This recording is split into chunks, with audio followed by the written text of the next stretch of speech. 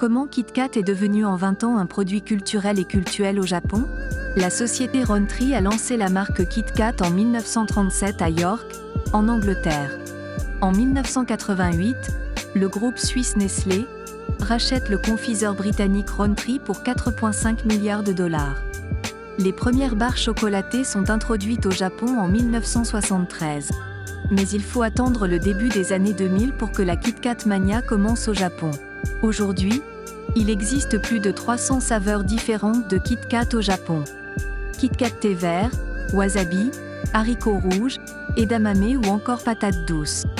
Et aussi des magasins exclusivement dédiés à la marque de Nestlé, où la confiserie chocolatée est présentée comme un produit haut de gamme.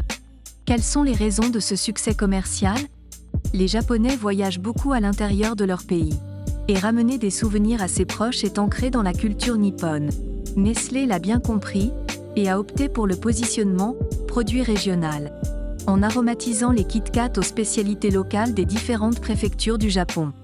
Le résultat?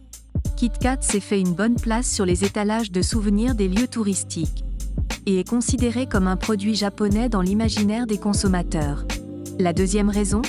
KitKat se lit Kito-Kato, proche de l'expression Kitokatsu, une expression souvent utilisée par les étudiants avant un examen pour se souhaiter bonne chance.